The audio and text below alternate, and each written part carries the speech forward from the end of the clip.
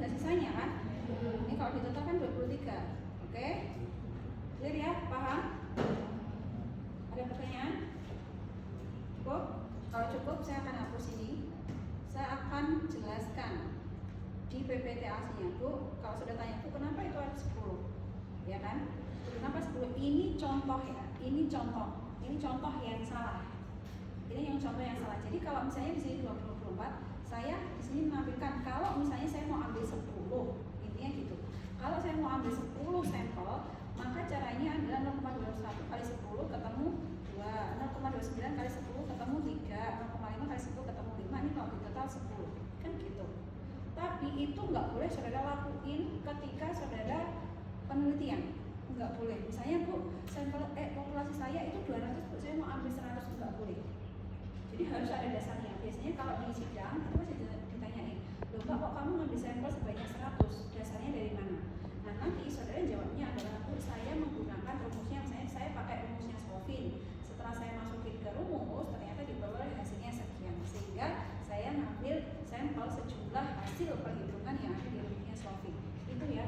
Kalau ada pertanyaan tolong dijawab secara ilmiah, jangan ngasal. Misalnya saya ngambilnya 200 nih, tapi populasinya 200, tapi saya ngambilnya 100 Bu, jadi asal aja, itu nggak boleh.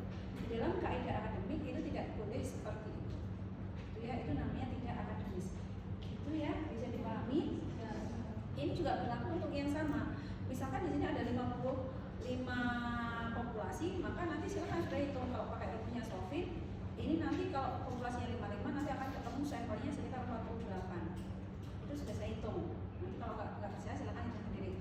Nah, kalau misalnya ini yang salah adalah kalau misalnya saya mengambil 15, maka caranya ya udah ini aja, kan sama. 22 kali 5 itu 20 per kali 20 per 55 itu 20 dibagi 55, ketemu hasilnya 36%. Berarti ini kalau kita persentase jadinya 0,36 dikali 48, nanti akan ketemu hasilnya berapa? Itu ya. Oke? Oke. Kemudian yang kedua adalah sampel cluster. Sampel cluster itu bedanya sama terstruktur. Ini awalnya populasinya heterogen. Kalau sampel struktur itu kan stratanya harus homogen ya. Jadi awalnya itu heterogen banget. Tapi kalau sudah masuk ke kelompok-kelompok itu harus homogen. Jadi yang pakai jilbab hitam ya kelompok hitam, yang pakai jilbab coklat masuk kelompok coklat. Tapi kalau di cluster itu enggak. Jadi cluster itu kebalikan dari stratified. Kalau yang cluster itu kelompoknya harus sama-sama heterogen, gitu ya. Jadi semuanya harus heterogen kalau di cluster. Oke ya. Nah itu bedanya. Kemudian kesalahan dalam penelitian sampel ini tujuan perkuliahan yang ketiga adalah ketika ada perbedaan antara nilai statistik dengan nilai nilai statistik sampel sama nilai statistik nilai parameter. Jadi nilai rata-rata sampel itu simbolnya adalah X bar. Itu adalah nilai rata-rata sampel. Sedangkan rata-rata populasi itu adalah mu. Ini kayaknya udah kan ya statistik ya. Nah, semoga saudara masih ingat. Nah, hari ini selesai di 5 simbol statistik. Ada satu lagi, sorry. Ya. Berarti nanti saudara harus hitung nilai rata-rata populasinya berapa, nilai rata-rata sampelnya berapa. Nah ini saya kasih contoh. Jadi kalau di sini populasinya ada 5, populasinya ada 5 yaitu Bank Limpo, Bank BRI, Bank Maybank, Jateng sama BTPN. Kemudian di situ ada data ROA. ROA itu adalah return of ini.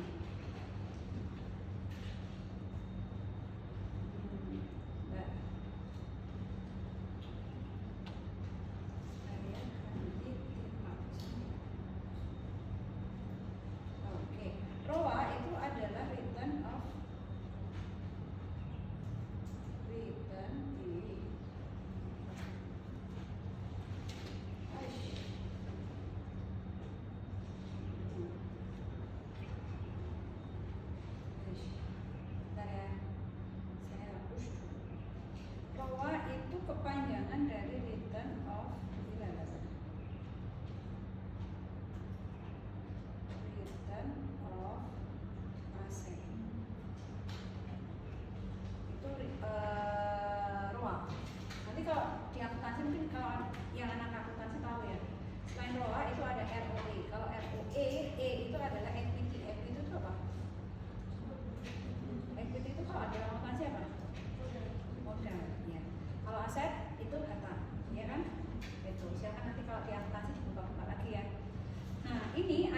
populasinya ada 5, ada Bank Lipo itu rohnya 4,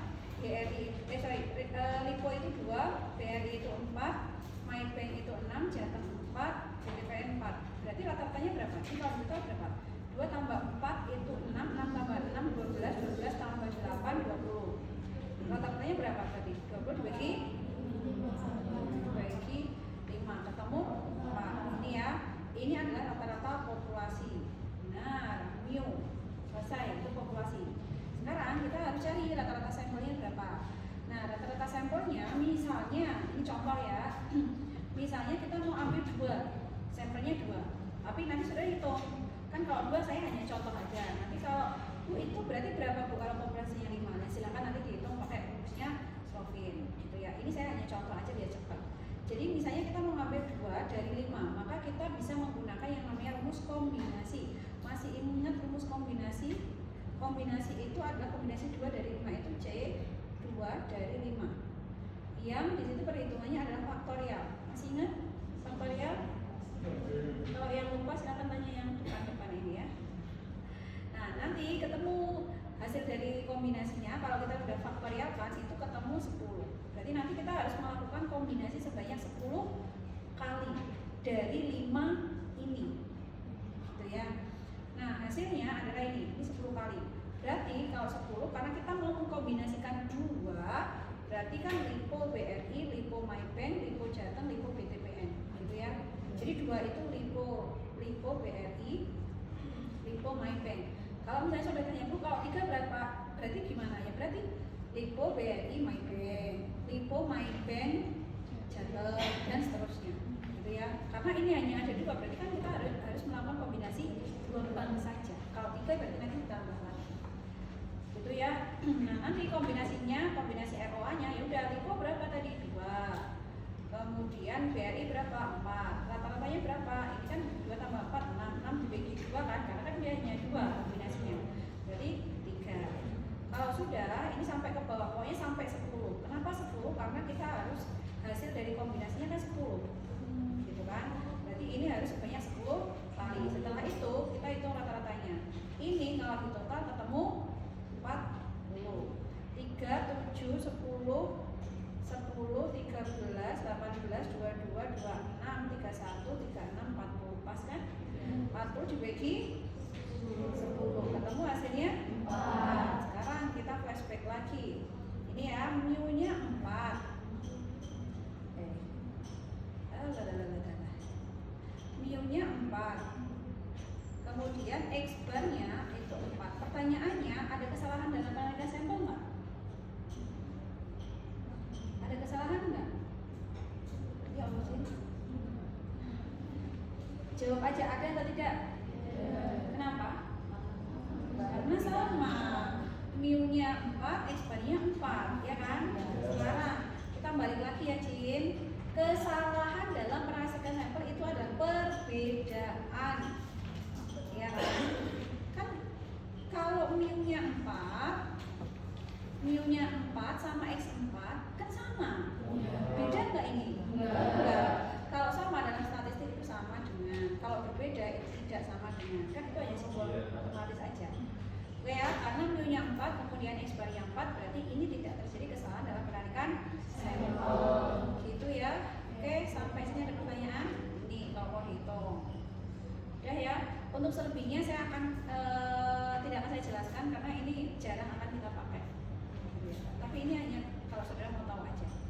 Oke, clear ya? Saya akan masuk ke materi yang kedua.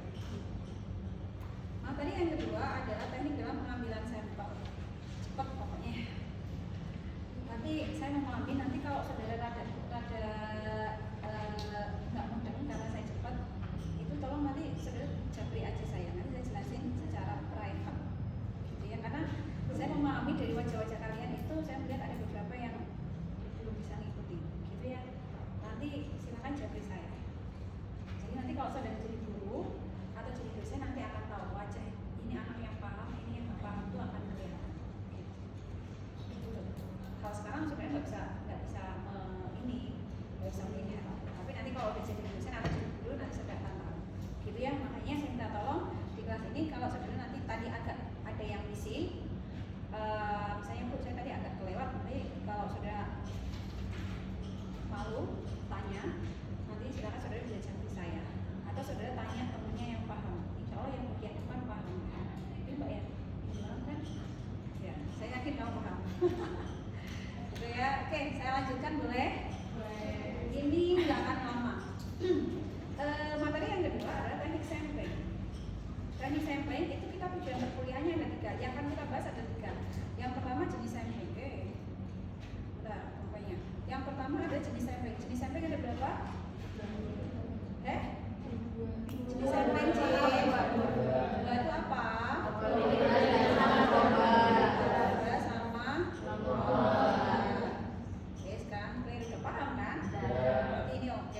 Kemudian yang kedua, memahami langkah-langkah dalam pengambilan sampel. Ini yang mungkin belum saya jelaskan, nanti kita bahas lebih detail. Kemudian yang ketiga adalah menentukan jumlah sampel. Cara menentukan jumlah sampel kan sudah saya jelaskan tadi. Saudara bisa pakai rumusnya. Tapi nanti saya munculkan rumus yang lain. Karena kan bisa jadi nanti ada kriteria tertentu rumusnya Slovin itu nggak bisa dipakai. Jadi kalau saudara nggak bisa pakai rumusnya Slovin, itu ada alternatif yang lain. Intinya gitu. Oke, saya masuk ke yang pertama. Jenis sampling itu ada 2. Yang pertama proba sama non proba. Kalau proba itu adalah berarti peluangnya sama. Kalau populasinya 1000 maka dia 1:1000. Kalau yang non proba itu adalah yang dia tidak punya peluang yang sama. Berarti di sini ada kriteria tertentu atau tambahan. Oke ya. Itu tadi sudah saya sampaikan. Nah, ini non proba itu hanya bisa digunakan jika probability itu tidak feasible atau tidak layak. Jadi pokoknya saudara harus pakai yang proba dulu dari ke semua metode. Kalau yang diproba kan ada 3 metode tuh. Saudara coba dulu semuanya. Kalau ternyata yang diproba itu nggak bisa, nggak cocok, misalnya nggak cocok, baru saudara pilih yang metode non proba. Sama halnya kalau saudara misalnya milih pacar di antara banyak pilihan kan pasti saudara akan milih yang terbaik dulu, gitu ya. Jadi non proba itu adalah opsi kedua. Oke ya, clear tujuan perkuliahan pertama. Kemudian yang kedua adalah tetap memahami langkah-langkah dalam teknik sampling baik itu proba maupun yang non proba. Ini saya klarifikasi. Jadi kalau yang proba itu kan yang ada 3 ya, yang simple, stratified atau terstruktur sama cluster. Kalau yang sistematik itu saya revisi, ini masuknya yang non proba. Silakan nanti di tugasnya bisa direvisi. Tapi nggak usah diperkuliah lagi, yang penting saudara tahu.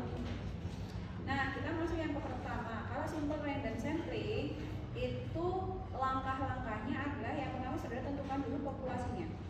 Jadi saudara harus tahu populasinya. Contoh, kalau saudara mau meneliti terkait dengan IPK, berarti populasinya siapa? Kalau saudara mau meneliti terkait dengan pengguna Shopee, berarti populasinya siapa? Ya yang pakai Shopee, siapapun yang di HP-nya itu ada aplikasi Shopee, berarti dia yang jadi anggota populasinya kan gitu ya. Jadi saudara itu harus tahu dulu apa yang mau diteliti dan siapa yang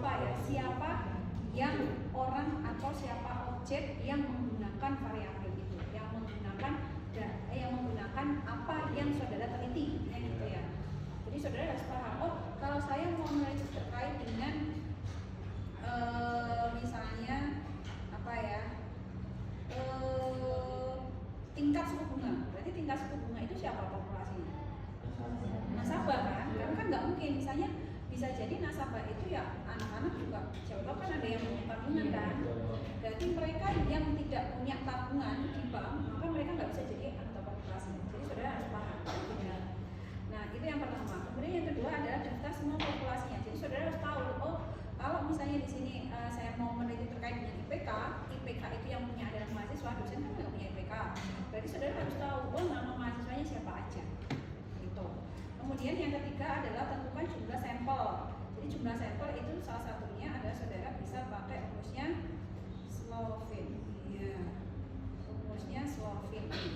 Jadi kalau sudah ketemu, oh populasinya sekian, jadi saya harus mengambil jumlah sampel sekian, itu bisa pakai rumusnya Slovin. Setelah itu saudara bisa milih. Jadi kan tadi sudah sudah pakai tabel, ada tabelnya kan, karena sudah saudara menulis yang langkah yang kedua kan saudara sudah punya namanya, kemudian saudara pilih dari tabel yang ada di nomor 2, saudara ambil berapa, dan itu namanya bebas, itu namanya simple random. Kemudian simple random itu karakteristiknya hanya bisa digunakan untuk data yang mungkin. Kalau datanya nggak mungkin nggak bisa. Jadi kalau simple itu datanya harus mungkin. Mungkin yang dimaksud di sini ada contoh.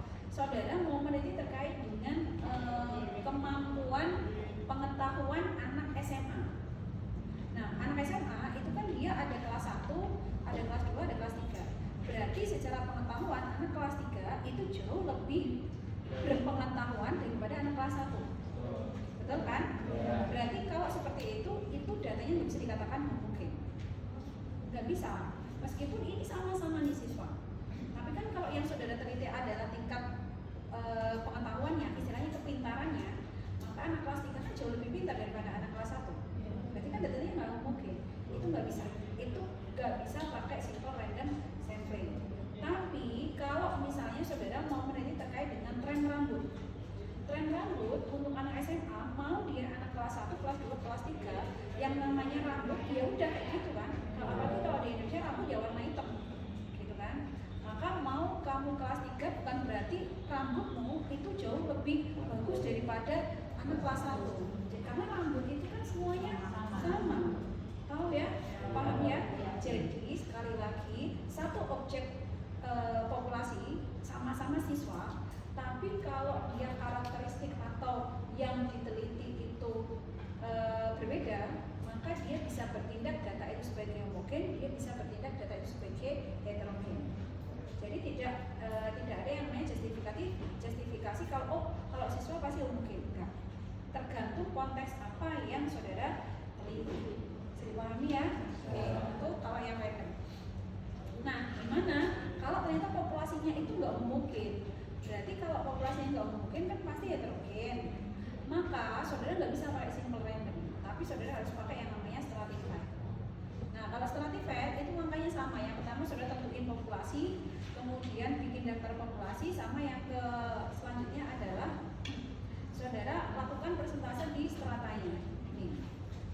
Kemudian baru saudara ambil di masing-masing strata, masing-masing kelompok itu harus ada perwakilannya. Kalau stratified atau terstruktur itu setiap kelompok itu harus ada perwakilannya, nggak boleh nggak ada perwakilan. Contoh, kalau saya mau di sini ada 1000 populasi, misalnya, ya, saya tuh kenapa sih kok ini yang aktif?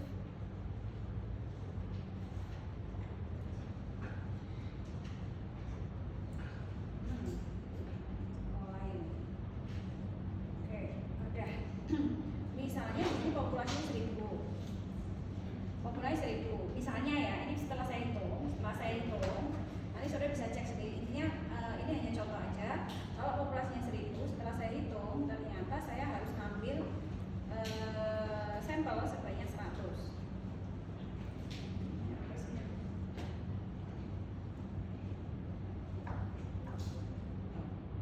Iya. Oke, misalnya saya harus ngambil 100 dari 1000. Maka kalau 1000 itu ternyata kelas 1 itu 250, kelas 2 500, kelas 3 250. Langkah yang pertama adalah saudara bikin persentase. Persentasenya adalah berarti 250. Yang pertama ya. 250 per 1000. 1000 dari mana? Itu dari populasi kali 100%. Ketemu hasilnya 25%. Gitu pun seterusnya. Ini udah ketemu persentasenya. Kemudian saudara harus ngambil sampel sebanyak 100. Misalnya udah saya hitung nih pakai rumusnya Sofin, misalnya ya, saya udah hitung pakai rumusnya Sofin, saya harus ngambil 100 dari 1000. Maka ngambil 100 itu dari mana? Itu harus ada ketentuannya, yaitu itu harus diwakili oleh masing-masing kelompok. Maka caranya adalah tinggal dikalikan aja. Misalkan yang ini berarti yang ini ya 25 per, karena ini persen ya, 25 per 100 kali sampel yang harus saudara ambil 100, ketemu hasilnya 25 dan seterusnya.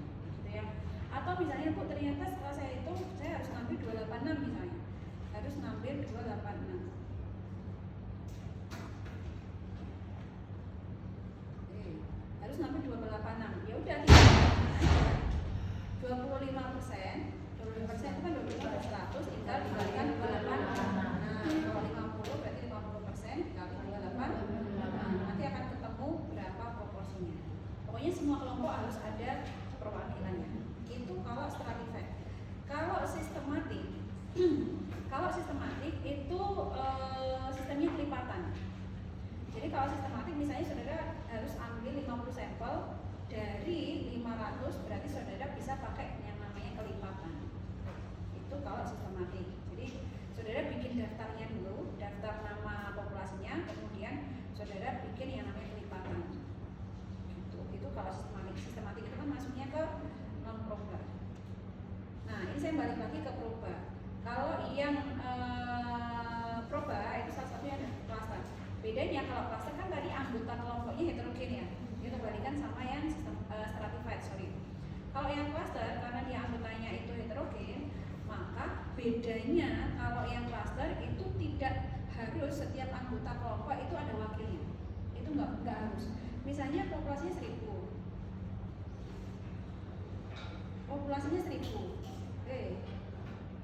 Populasinya 1000, saudara harus ambil 100. Nah, 100 itu saudara mau ambil dari kelas 1 misalnya. Kelas 1 kan tadi jumlahnya berapa? 250 kan? Saudara mau ambil semuanya dari kelas 1 itu boleh. Berarti kan nggak ada wakil di kelas 2, nggak ada wakil di kelas 3. Itu nggak apa-apa. Jadi kalau klaster itu bebas. Pokoknya yang penting di situ anggota kelompoknya heterogen aja. Gitu ya. Nah, sekarang masuk ke non proba. Kalau yang non proba itu ada tambahan yaitu aksidental, kemudian purposif sama kuota. Nah, kalau yang aksidental, purposif sama kuota. Yang pertama aksidental itu mirip sama simple random. Cuma kalau simple random kan dia saudara harus bikin daftarnya dulu kan. Ada daftarnya, saudara tahu populasinya siapa. Tapi kalau aksidental itu yang cukup saudara tahu populasinya siapa. Kemudian untuk jumlah sampelnya, jelas jumlah sampelnya harus tahu dulu, misalnya 100. Kemudian cara ngambilnya, caranya adalah itu dia aksidental itu ya kebetulan aja. Misalnya, oh saya mau ngambil data penelitian hari ini, ya udah yang saya temui hari ini siapa. Jadi nggak peduli kamu mau masuk di urutan tabel nomor berapa, itu nggak ngefek. Pokoknya yang penting kamu masuk ke dalam anggota populasi, ya udah saya ketemunya saudara hari ini, ya udah kalian semua yang akan saya jadikan sampel. Itu namanya aksidental, gitu ya. Nah, kalau purposif itu nama lainnya adalah adjustment sampling. Nah, kalau purposif itu dia kasus khusus, bukan kasus khusus ya. Dia sering dipakai ketika saudara pemilu nggak? Yang kemarin saudara nyoblos. Kalau saudara nyoblos itu kan memang kewenangannya adalah KPU, ya kan? Kemudian ketika saudara kemarin nyoblos, dalam nyoblos itu kan cuma 1 hari, jam 7 sampai jam 3 misalnya. Tetapi ketika sudah masuk jam 8, sudah masuk jam 9, padahal pemilu itu sedang berlangsung, coblosan sedang berlangsung.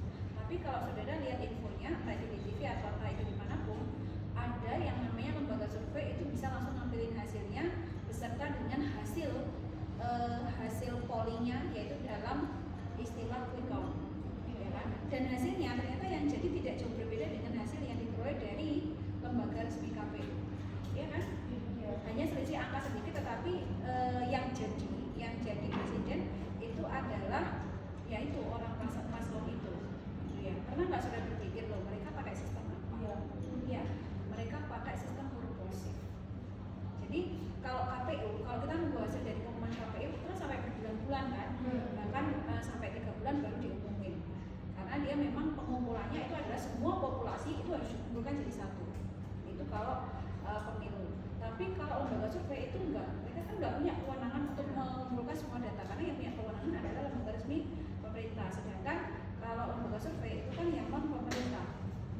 Maka mereka itu menggunakan yang namanya sistem purposif. Jadi mereka itu hanya ngambil sampel saja, kemudian di situ ngambil sampel di daerah tertentu yang daerah itu bisa mengidentifikasikan keheterogenitasan dari seluruh warga Indonesia. Gitu ya. Nah, kalau kayak gitu itu juga nanti akan terjadi ketika pemilihan gubernur. Nanti lihat aja pemilihan gubernur itu kan pasti ada hasil quick count. Nah, berarti lembaga survei itu pasti pakainya adalah orang yang melakukan penelitian itu nggak cuma akademisi ya, tapi praktisi itu juga melakukan penelitian. Sama halnya kalau nanti saudara di perusahaan, kalau saudara nanti misalnya kerja di swasta, di bagian riset itu juga pasti mereka akan melakukan beberapa metode dalam pengambilan sampel ini. Kemudian yang ketiga adalah kuota. Kalau kuota itu kasus khusus. Jadi kalau kuota itu yang pertama karakteristiknya dia udah dibagi ke dalam beberapa kelompok. Cuma ada kasus khusus. Jadi misalnya kalau di UNES itu kan udah dibagi ke beberapa fakultas. Ada 9 fakultas ya kalau nggak salah ya. Ada 9 fakultas. Kemudian saudara mau ngambil kasus khususnya. Kasus khususnya adalah mahasiswa yang mohon maaf dia disabilitas misalnya. Kalau disabilitas kan kasus khusus ya. Jadi kalau disabilitas kalau misalnya saudara belajar itu ada jalan khusus disabilitas. Kalau saudara di L1 itu kan ada yang di dekanat itu jalur yang sebelah sayap kanan itu kan jalur khusus penyandang disabilitas. Atau kalau saudara ke rektorat itu di toiletnya itu ada toilet khusus disabilitas. Atau kalau saudara ke mall-mall atau kemana gitu ada ruangan khusus untuk disabilitas. Jadi itu namanya kasus khusus. Nah kalau kayak gitu itu bisa pakai sistem kuota gitu ya. Itu selesai tujuan perkuliahan yang kedua. Kemudian yang ketiga adalah kita mau nentuin berapa sampel ukuran sampelnya. Nah yang namanya sampel itu kata kuncinya adalah perwakilan. Jadi harapannya bukan berarti misalnya kok saya nggak jadi sampel ya, tenang aja, bukan berarti saudara jelek, bukan berarti saudara itu nggak cantik, enggak. Tapi kalau memang saudara nggak bisa jadi sampel, tenang aja, nanti hasil dari penelitian yang teman-teman kalian misalnya jadi sampel itu hasilnya itu bisa saudara pakai. Jadi hasilnya itu istilahnya digeneralisasi untuk semua anggota populasi yang tidak berkesempatan untuk menjadi sampel. Jadi asumsinya oh hasil itu bisa dipakai untuk semua anggota populasi yang tidak berkesempatan untuk jadi sampel gitu ya. Nah kemudian ukuran besar sampel itu nggak jamin akurat. Jadi kalau misalnya kita udah ngitung nih pakai rumusnya Slovin, kita harus ambil 100 sampel. Kalau semakin kecil di bawah 100 itu nggak baik, tapi kalau di atas 100 itu baik. Tapi kalau misalnya saudara ambil harusnya diambil 100, saudara ambil 120, atau saudara bu saya nggak mau, bu saya mau ambil misalnya 300 itu kan 3 kali lipatnya. Kalau semakin besar itu baik, lebih baik, tapi nggak jamin akurat. Paham ya? Kalau semakin kecil itu nggak baik, kalau semakin besar itu baik, tapi dua-duanya nggak jamin akurat. Itu sekali lagi, dua-duanya nggak jamin akurat. Jadi kita nggak bisa nyalahin kalau misalkan, bu saya mau 300 aja bu, biar ini datanya biar datanya akurat, itu nggak bisa. Karena kalau semakin besar itu nggak jamin, kalau semakin kecil itu juga nggak jamin semakin akurat, gitu ya. Yang penting lebih baiknya adalah jika standarnya itu 100, maka saudara bisa lebih dari itu boleh, ini yang boleh, dan itu lebih baik. Jangan yang kurang dari, gitu ya. Kemudian ini rumus untuk menentukan jumlah sampel selain rumusnya Slovin. Yang pertama adalah kalau saudara mau menentukan jumlah sampel nilai rata-rata, saudara pakai rumus ini. Kalau yang kedua itu jika populasinya itu diketahui. Jadi kalau populasinya diketahui, selain pakai Slovin, kalau Slovin kan jelas ya, jumlah populasinya diketahui. Tapi kalau jumlah populasinya diketahui, saudara bisa pakai selain rumusnya Slovin, yaitu rumus nomor 2.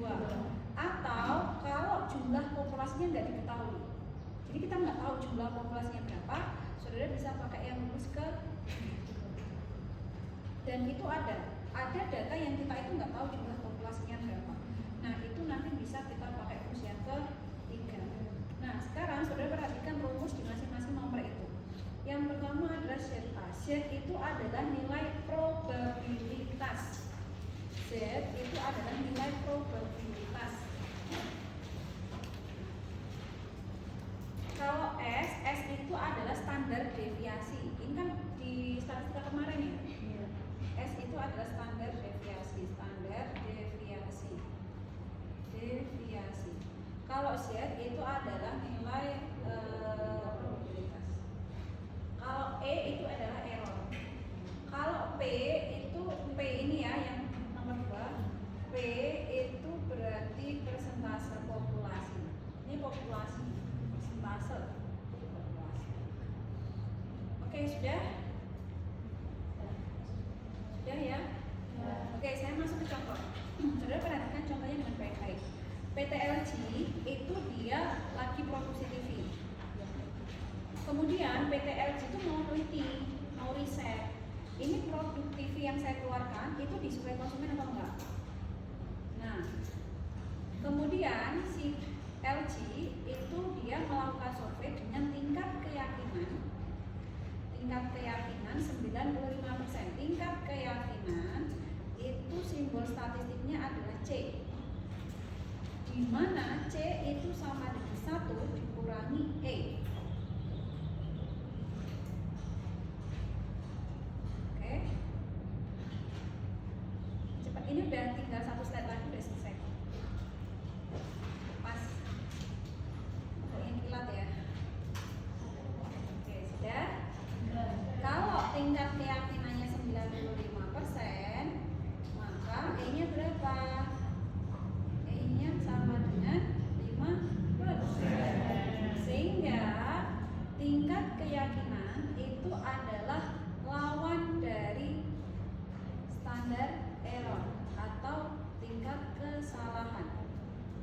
Gitu ya. Jadi yang namanya kesempurnaan, bukan kesempurnaan ya. Yang namanya sesuatu itu pasti ada toleransi kesalahan. Pasti kalau kita kan punya dua sisi ya. Saya bisa mentoleransi kesalahanmu dan saya percaya padamu itu berapa persen, gitu ya. Jadi sekali lagi, tingkat keyakinan itu adalah kebalikan dari tingkat kesalahan. Kamu salah tapi saya yakin, sudah. Nah, kalau nanti di soal saudara menjumpai misalnya hanya disebutkan tingkat keyakinan 95%, maka saudara harus tahu standar errornya berapa, gitu ya. Kalau di situ disebutkan errornya 5%, maka saudara harus tahu tingkat keyakinannya berapa persen, gitu ya. Tingkat keyakinan kalau dalam bahasa statistik itu disebut dengan level of confidence. Oh, ini bahasa Inggris aja sih. Itu tulisan saya bagus ini. Kalau saya duduk bagus. Oke ya. Tapi ini di soal itu diketahui. Saya pengennya error saya nggak 5%, kan harusnya errornya kan 5%. Tapi saya nggak mau pakai 5%, tapi saya mau pakainya 3%. Dimana kesalahan penarikan sampel di sini 3%. Nah, sekarang pertanyaannya berapa jumlah sampel yang harus diteliti? Pertanyaannya populasinya tahu nggak? Enggak kan? Jadi saudara harus pakai rumus nomor berapa? Gitu ya. Jadi gini Cin, perusahaan itu kan dia hanya sebatas produksi. Kalau sudah diproduksi kan nanti produk itu akan didistribusikan ke distributor. Nanti dari distributor itu akan diserahkan ke para toko-toko. Berarti logikanya kan perusahaan nggak punya nama konsumennya kan? Nggak punya nama, ini yang beli produk saya itu namanya siapa, alamatnya di mana kan nggak tahu. Nah, biasanya perusahaan itu pakai data populasinya pasti nggak diketahui jumlahnya, gitu ya. Nah, sekarang kita kan nggak tahu nih jumlah populasinya berapa, sehingga kita harus pakai rumus yang ketiga. Yang pertama yang saudara harus tahu adalah nilai Z probabilitasnya itu adalah nilai C dibagi 2. C-nya itu kan 0,95 ya.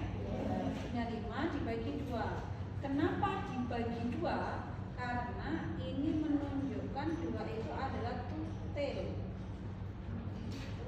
atau 2 arah atau 2 ekor.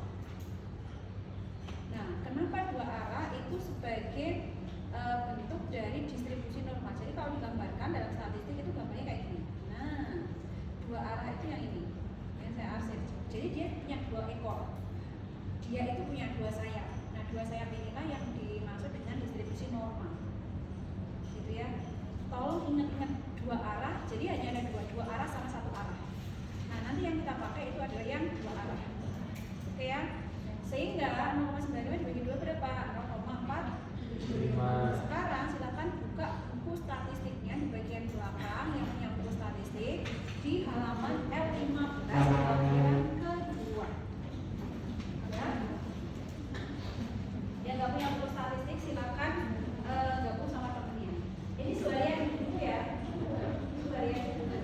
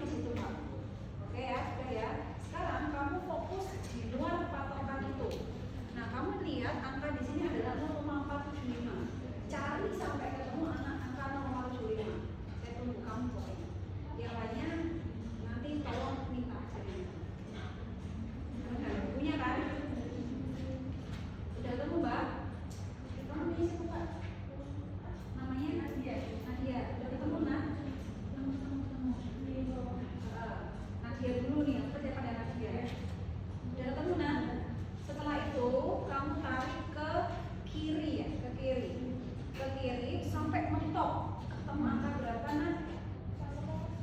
1,9.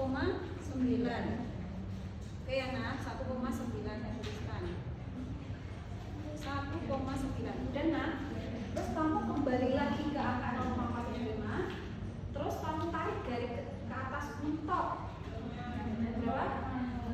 0,06. Kemudian ini ditambah jadi 0,9. Oh ya. Nah, kamu paham nggak Nat? Mas Mbak yang nggak bawa bukunya dan yang nggak paham, nanti setelah ini tolong minta ajarin Nadia. Nadia, aku percaya padamu, kamu harus ngajarin temanmu. Kalau ada temenmu yang nggak bisa membaca tabel statistik yang pertama itu, berarti kamu yang harus saya jadikan sasaran. Itu ya Nadia? Oke, paham ya? Oke, sekarang yang pakai bukunya Sujana. Kalau Sujana itu, apa ya Sujana itu ya?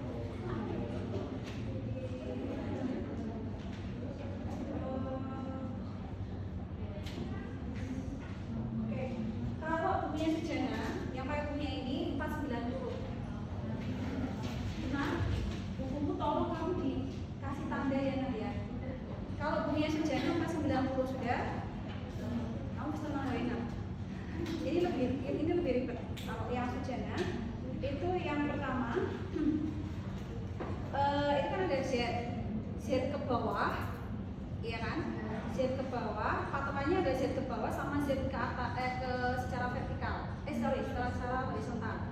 Udah, kemudian kamu cari di dalam kolom-kolom itu di bawahnya selain yang tadi saya sebutkan. Ini yang Sujana siapa sih? Kamu Mbak. Nanti aku percaya padamu sekarang. Tugasmu sekarang. Jadi yang pertama kan ini.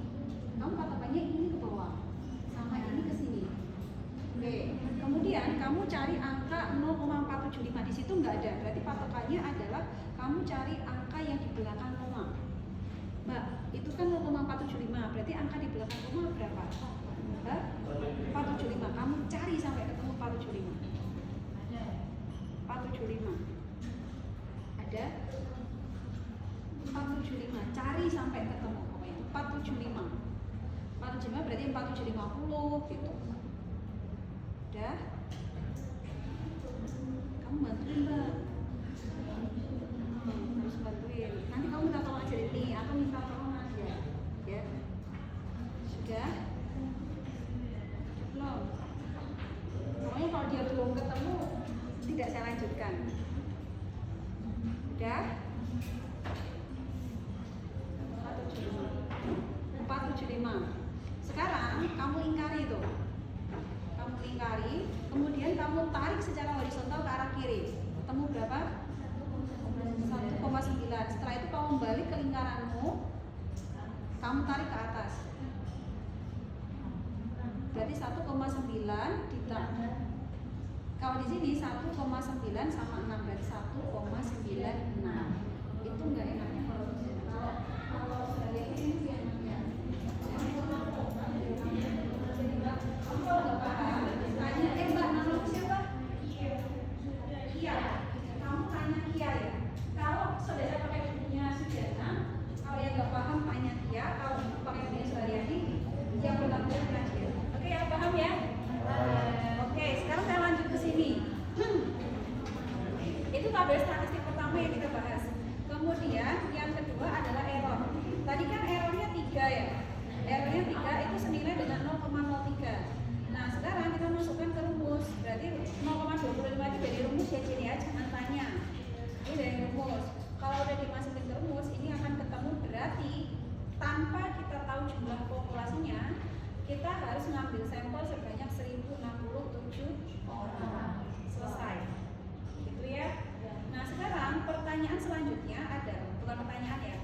jika ada kasus, oh ternyata saya tahu jumlah populasi saya yaitu hanya 75%.